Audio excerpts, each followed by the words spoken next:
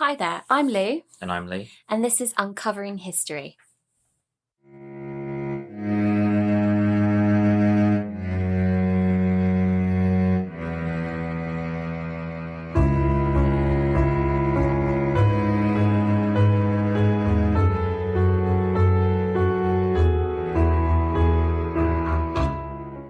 Hello everyone and welcome to our 6th episode, and today we're going to be looking at Ted Bundy. So I'm going to pass you over to Lee, who's got all the information. Hi everyone, yes, and welcome to our 6th podcast. Now, as we spoke about in the end of the last podcast, today we are going to be looking at Ted Bundy. And given the length, we will be splitting this into 2 episodes. So at the beginning, we'll start off with a base intro and then we'll get into the early life of Ted Bundy.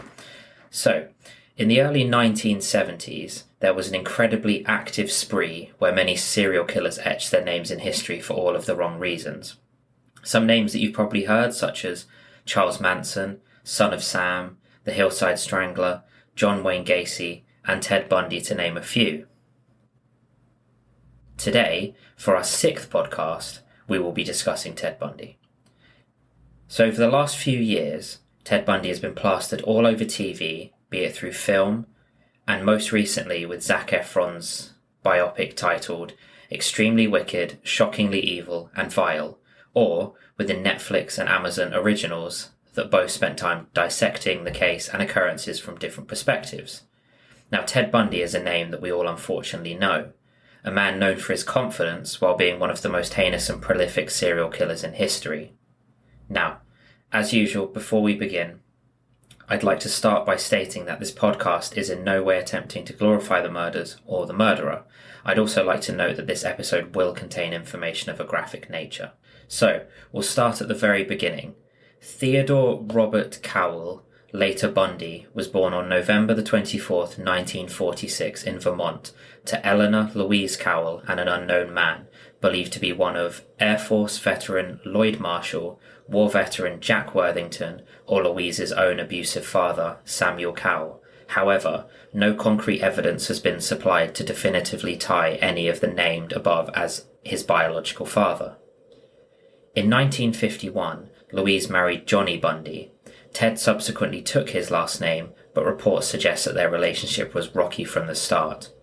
Louise and Johnny went on to have more children, and this was not the only troubles noted from a young age, due to the fact that Bundy was known as an illegitimate child, being raised by grandparents believing his mother was in fact his sister. Bundy also suffered from a speech impediment and struggled to fit in, especially at Boy Scouts. That's a really interesting start for him, really. The fact that he doesn't know who his father is. I mean, even in today's standards, if there's issues surrounding, who the mother or the father is, that can cause quite a significant issue with a child. But the idea that his grandfather could be his father and his mother could therefore not only be his mother but also biologically his sister could cause some severe psychological effects on that child. Yeah, no, absolutely. But it still doesn't excuse growing up to do what he did. Absolutely. But that's beside the point. So from what is known and studied of Ted's early life, he lived in a working class family which contained a good upbringing despite the difficulties mentioned. This was mostly down to grandparents fighting off the troubles surrounding them. And from an early age, Ted became fascinated with knives and as a teenager discovered voyeurism by watching people through their windows. He also had no problem stealing what he wanted while also searching for discarded pornography with violent connotations attached to it. Now, during his teenage years, Ted was known to participate in downhill skiing, which he was able to participate in thanks to his kleptomaniac tendencies, resulting in him being able to use stolen equipment while using forged lift tickets. I guess, when you're thinking about early childhood, there's quite a few signs from, children that you pick up on as a parent to say, okay, something's not quite right or something is amiss. And I think some of these early signs from Ted, the fact that he was stealing, you could basically say that his moral compass was not there, and that he had a fascination with knives, and also the fact that he liked watching people secretively. All of these are red flags. Yeah, no, absolutely. Definitely things were missed in his childhood. So continuing on, we'll now look at his university and early adulthood. So during Ted's university years, he spent time involving himself in a plethora of minimum wage jobs while also volunteering for Nelson Rockefeller's presidential campaign. And in 1968, he also attended the 1968 Republican National Convention in Miami as a Rockefeller delegate. It was at this stage in his life where he met and began dating a University of Washington classmate named Stephanie Brooks. However, the relationship was ended after Brooks was unimpressed by Bundy's immaturity and lack of ambition. Many of Bundy's victims resembled her looks and as such has been linked to parts of his inner rage that spiraled out of control over a number of years. That's quite interesting that he's obviously held this specific person in his mind's eye and has therefore tried to replicate possibly other relationships based on what this Stephanie Brooks looked like. Yeah, and we'll see how that develops further in as time goes on and that becomes more apparent. So in 1969, it is also known that while accessing the Office of Birth Records, that he was able to confirm whom his real mother was, the person he believed to be his sister, Louise. There was doubts already looming before the confirmation, though, however this confirmed it. In 1971, he began working at the Seattle's Suicide Hotline Crisis Center, where he met Anne Rule, who later went on, in 1980, to write a biography about Ted Bundy titled The Stranger Beside Me. Now, in 1972, Bundy graduated from the University of Washington and immediately continued working within the political frame, working under Governor Daniel Evans in his re-election campaign. His role as a sleuth, recording conversations with the opponent while leading a double life as a student, was well received. As a result, he built up strong relationships which would later ensure his acceptance into the University of Utah Law School despite underachieving in his LSATs. It was at this moment, in 1973, that Bundy began to reignite his diminishing past with Brooks. Brooks was fascinated with Bundy's transformation into a well-adjusted, mature, and successful recent graduate. To the outside world, it would have appeared that Bundy had his life in order and that he was going places. While rekindling his relationship with Brooks, he was also seeing another woman at the same time, and neither of them knew about each other's existence. So already he is lying. Yeah, he's already sort of working against what people would consider a normal moral compass. So in January 1974, Bundy abruptly broke off the relationship and all contact with Brooks. Any form of communicate was ignored, including letters and phone calls. In later recorded testimonials, Bundy noted that, "I just wanted to prove to myself that I could have married her." Brooks maintained that this was premeditated after their initial breakup to seek vengeance. By then, Bundy had also been skipping classes at law school, and as a result, he would never graduate. That's really interesting that Brooks has kind of taken on the sort of argument here that it was all premeditated, so therefore she felt that he got back together with her just to kind of punish her for what she did to him. Yeah, exactly. So now we get to what is considered the beginning. So the beginning of the Bundy that we know is contentious and difficult to prove with incontrovertible certainty due to multiple conflicting testimonies and a hazy timeline, most of which was provided by Bundy himself. Bundy noted that he attempted his first kidnapping in 1969, but did not commit his first murder until 1971 in Seattle. However, further conflicting testimonies note that in 1969, he told psychologist Ant Norman that he had killed 2 women in Atlantic City in 1969. That's interesting because usually if you are speaking to a psychologist or a doctor, usually your notes are always confidential. Yeah, so I think because just the gravity of the situation and the fact they were trying to understand and find closure for as many families as possible, there must have been a loophole or something that they could use for the benefit of the greater good. I guess so. Yeah. So, and once again, I'd like to make just one further statement that from here on out, the episode will contain graphic content of a disturbing nature. So, we now move on to Bundy's first confirmed victim, which was 18-year-old Karen Sparks. Karen was brutally beaten with a metal rod, sexually assaulted, and left unconscious for an unknown amount of hours before her roommates discovered her body later that night. Karen had been sleeping in her basement apartment when Bundy snuck in and began his assault. It is believed that Bundy had been stalking Karen prior to this attack based on her recollections and odd occurrences that she had noticed prior. Karen survived, but unfortunately remained unconscious for 10 days, waking with no memory of the attack and with sustained brain damage. That's just so awful to kind of try and empathise with this victim, the fact that you're asleep and, there's an attacker, and not only, do you survive miraculously, but you're left with such awful consequences as a result of this. Yeah, and that's what we're going to see as we continue to go through, is that a lot of people who were in a place of safety, were in a place that they felt comfortable, were ending up being vulnerable based on his efforts. So Bundy's first confirmed victim was 21-year-old Linda Ann Healy in February 1974. Linda was a student at the University of Washington. She was also known in the community for giving the weekday ski report on the radio. Bundy kidnapped and strangled Linda to death. There was blood found on Linda's bed sheets and pillow. However, the bed had been neatly made. A bloody nightgown had also been hung up in the wardrobe.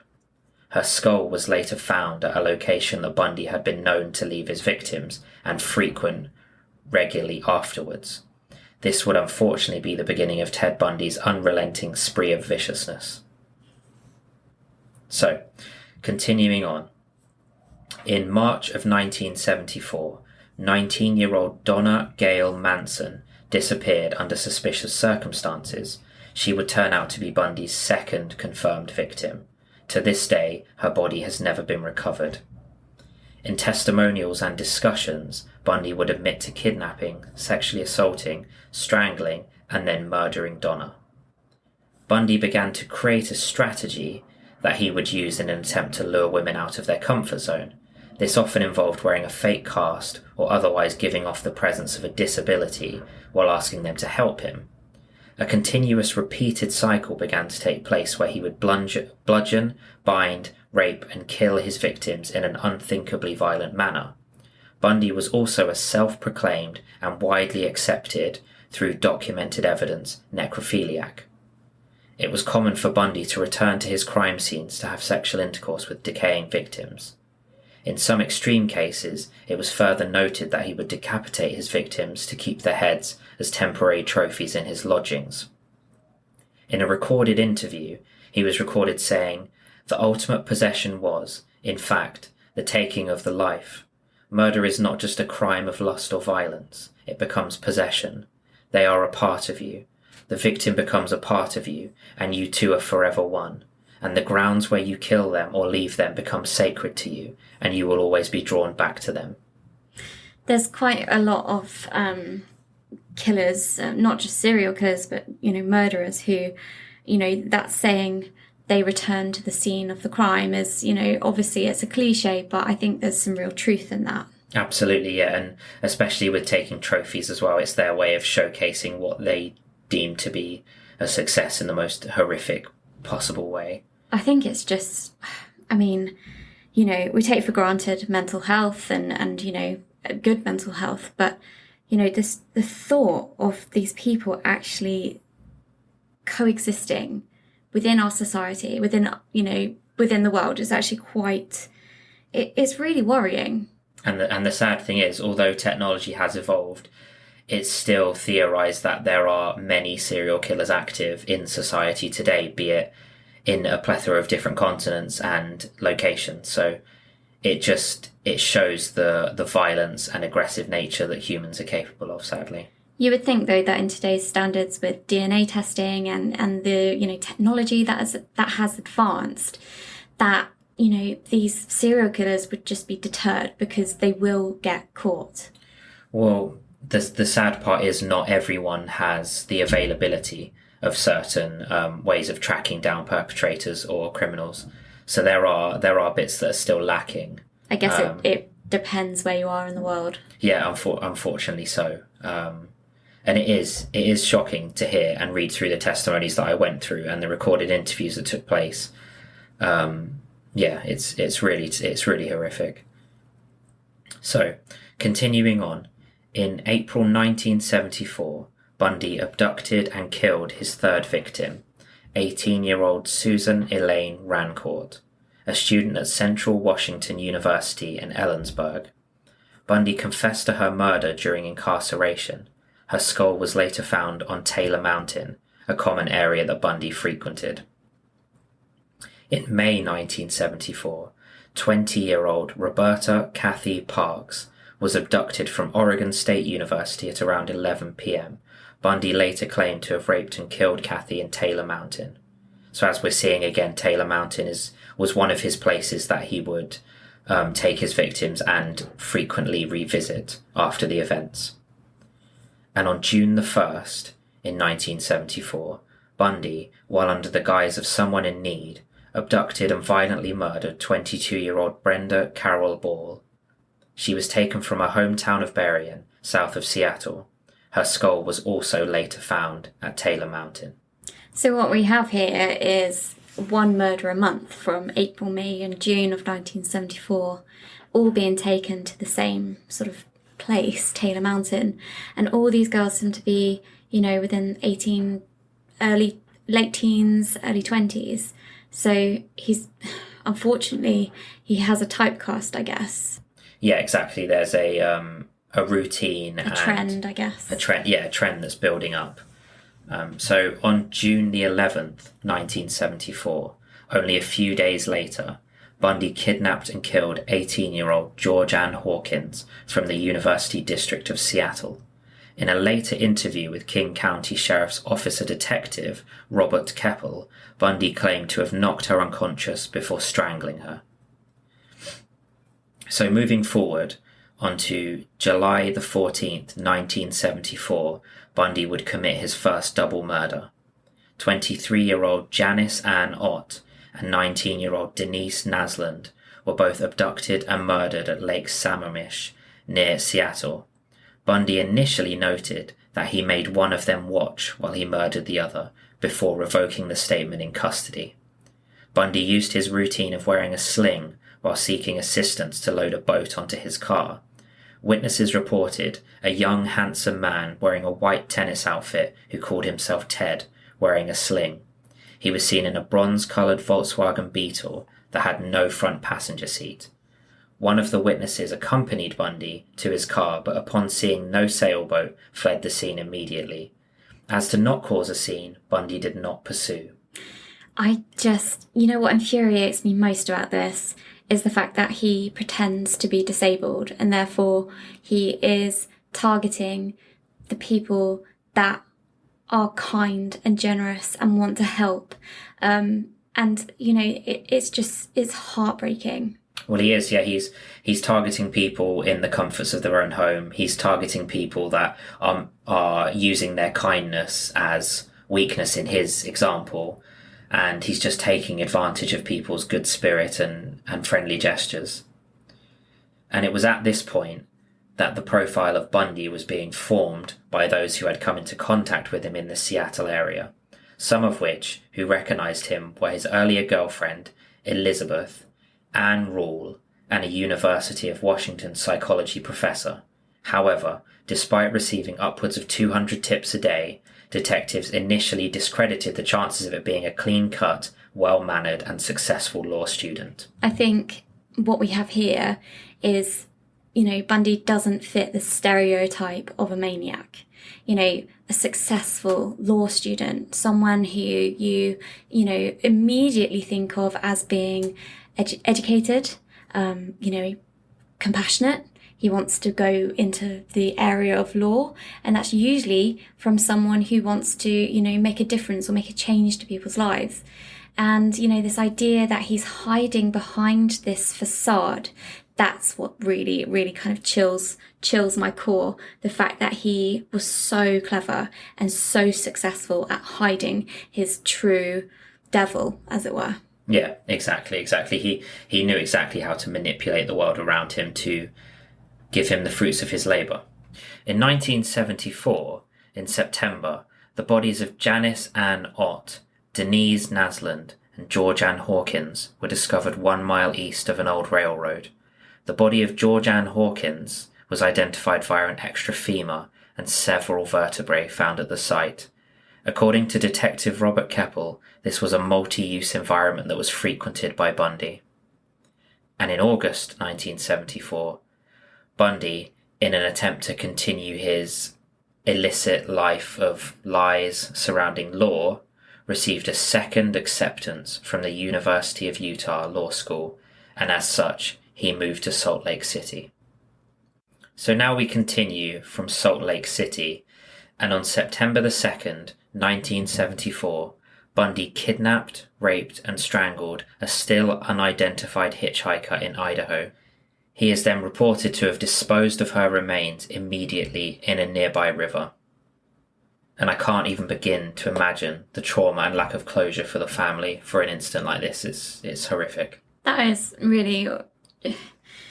I don't really think words can express just how awful that must have felt for the family to not know, to not have that closure, and also really to see this person continue with this killing spree. I mean, obviously they didn't know that it was a serial killer at that point, but, you know, it is quite worrying. Yeah, I mean, at that time, the idea of a serial killer was the terminology didn't exist.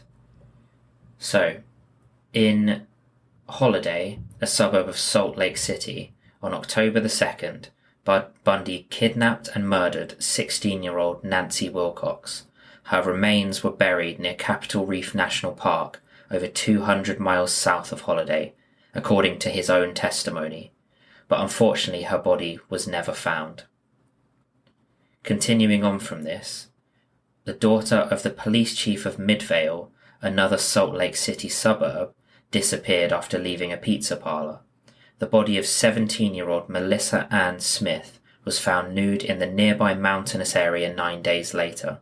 A post-mortem examination indicated that she may have remained alive for several days after her disappearance.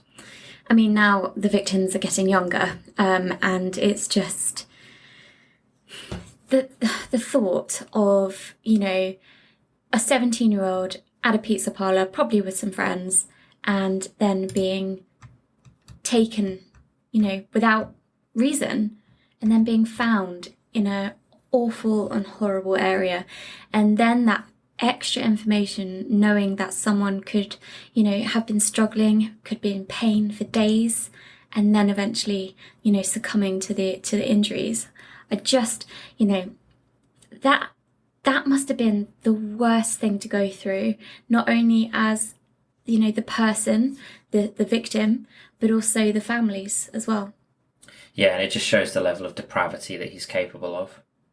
And also the fact that, you know, he went after a policeman's daughter. I mean, that suggests to me that, you know, he's trying to be cocky.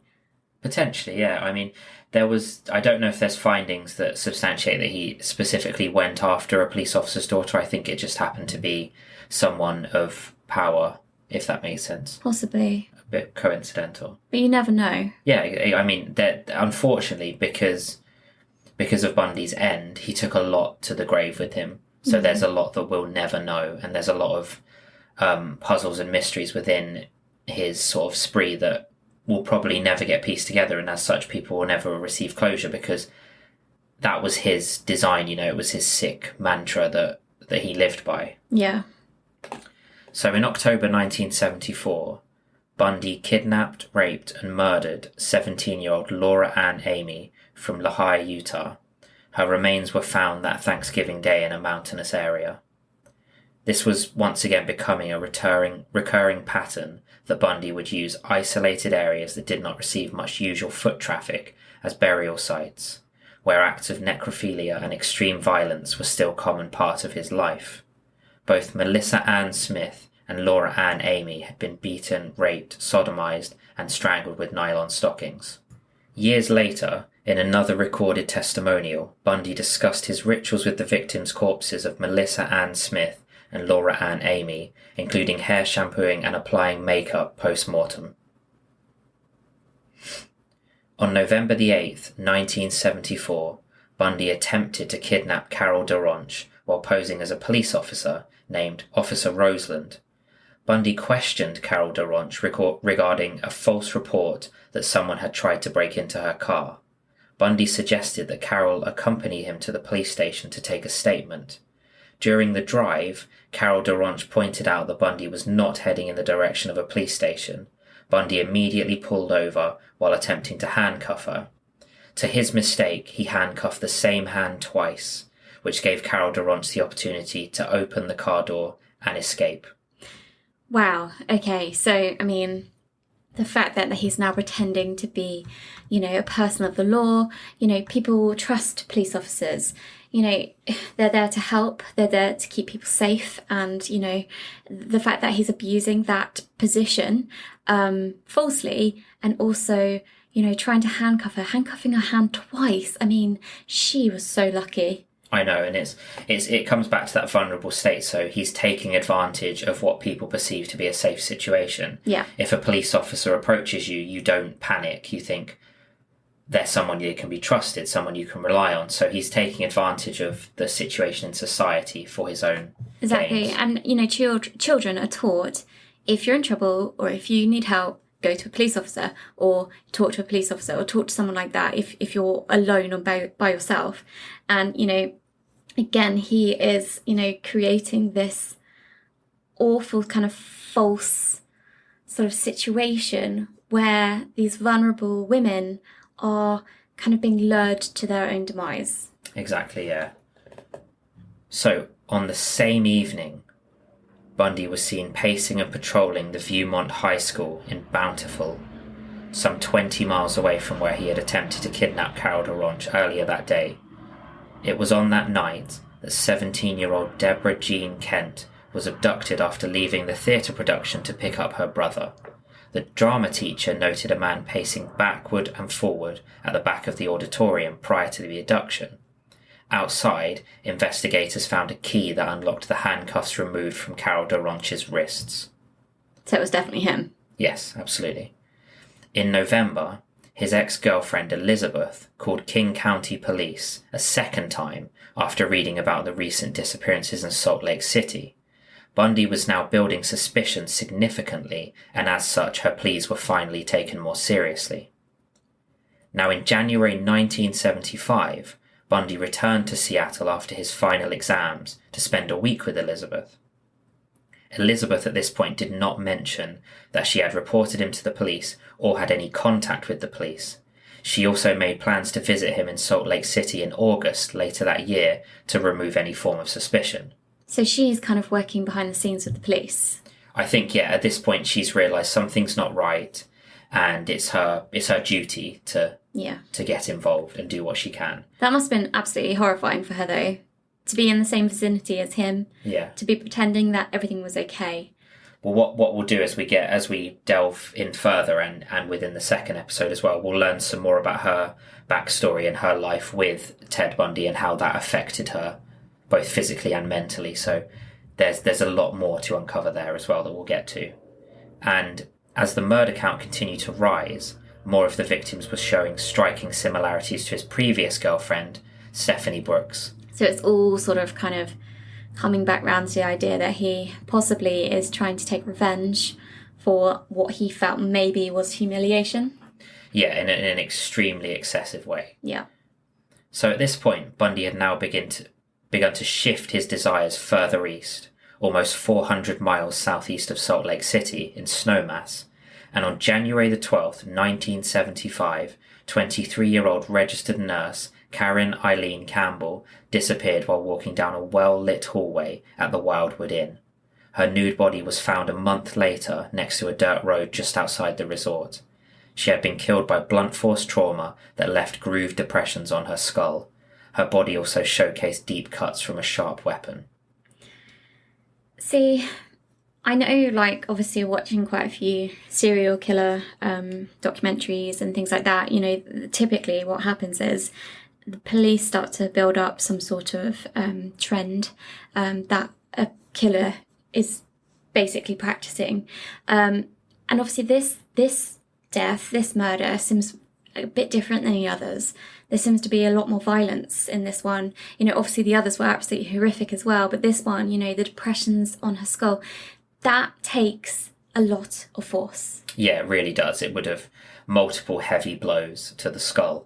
And also he's transitioned a little bit from going from apartments or pretending to just abducting someone from an inn, which, I mean, anyone could have walked around the corner at any moment. So I guess he was always known as very arrogant and very confident. So I guess this just emphasizes that in greater detail. Perhaps, you know, this is the 16th confirmed murder. Maybe he feels like he's untouchable. Yeah, so this is the 16th victim, although the first victim that he initially attacked, Karen Sparks, did survive. So continuing on, a further 100 miles northeast of Snowmass, on March the 15th, 26-year-old Julie Cunningham disappeared while walking to a dinner date with a friend. Bundy later told the Colorado investigators that he had approached Julie Cunningham on crutches and had subsequently asked her to carry his ski boots to his car. Upon arriving at the car, he stated he clubbed and handcuffed her before assaulting and strangling her some 90 miles away. Weeks later, his depravity continued as he drove 6 hours from Salt Lake City to revisit her remains. Why do murderers and killers do that? It's just all part of their design, their mantra. It's what leads them to become serial killers, I guess. This is what they become fixated on, and the murder isn't enough. They have to revisit, and like the quote I said earlier, he says he believes he becomes one with the victim, so he has to revisit, he has to go and experience it again and again in his sort of like twisted mindset. Okay. So on April the 6th, 25-year-old Denise Lynn Oliverson disappeared near the Utah-Colorado border while riding her bicycle towards her parents' house. Her bike and her sandals were found near a railroad bridge. She had been strangled and murdered. And on the 6th of May, Bundy would murder his youngest victim to date, 12-year-old Lynette Dawn Culver from Alameda Junior High School in Pocatello, Idaho. Bundy lured Lynette some 160 miles north of Salt Lake City to his hotel, where he drowned and then sexually assaulted her before disposing of her body in a river north of Pocatello. In June, Elizabeth once again visited him, where they discussed getting married at Christmas. Elizabeth once again did not mention any of her discussions with the police, and at this time, Bundy disclosed neither his ongoing relationship with Carol Ann Boone, who had also visited him in May, or his relationship with a Utah law student known as Kim Andrews. So again, there's this constant sort of denial of his, you know, lies, and also, I guess, to keep up pretenses, the idea of getting married, I guess to kind of, again, convince everyone that he's this normal guy. Yeah, exactly, and it's all part of his, facade. So, on June the 28th, 15-year-old Susan Curtis vanished from the campus of Brigham Young University in Provo, 45 miles south of Salt Lake City. Curtis's murder was Bundy's last recorded confession, moments before he met his fate for his heinous crimes. And it should also be noted that the tragic events that have been discussed so far resulted in Nancy Wilcox, Judy Cunningham, Deborah Jean Kent, Denise Lynn Olverson, and Susan Curtis's bodies never being recovered. So to this day, the families still have not been given closure, it doesn't bear thinking about. I can't imagine that. I really can't imagine it. You know, friends, family, whatever, not knowing where they are, what happened. I think, that kills people, like mentally and also probably physically. People die of broken hearts, And moving forward slightly, sometime between August to September 1975, Bundy was baptized into the Church of Jesus Christ of Latter-day Saints, although he was not an active participant and frequently ignored any rules that he did not wish to follow. He was later removed from the church post-arrest. In Washington state, detectives were struggling to make sense of a spree that had abruptly ended as quickly as it had begun. In an effort to understand the pattern in more detail, they began to compile a database.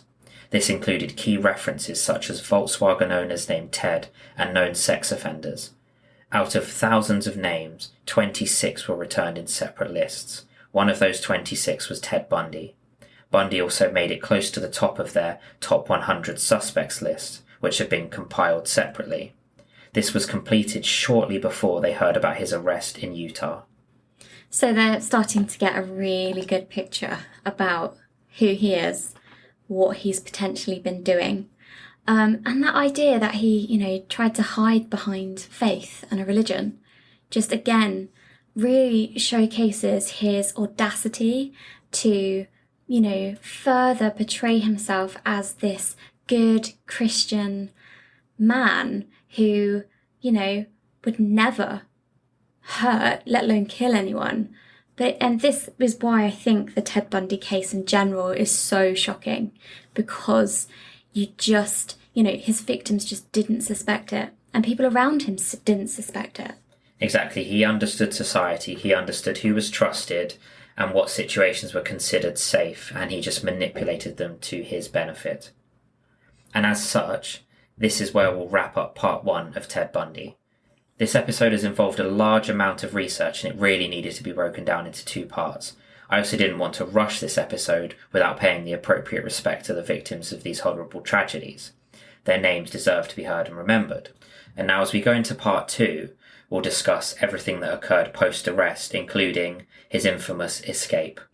Okay, well, to be fair, this has been quite a shocking podcast, and, some of the details of the crimes have been very, very shocking.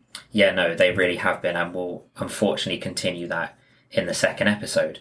But for now, we can just say thank you for tuning in, and we'll see you very soon for Ted Bundy Part 2. And don't forget to check out our new website, and also check us out on Instagram at Uncovering History Podcast. Thanks a lot, guys. See you later.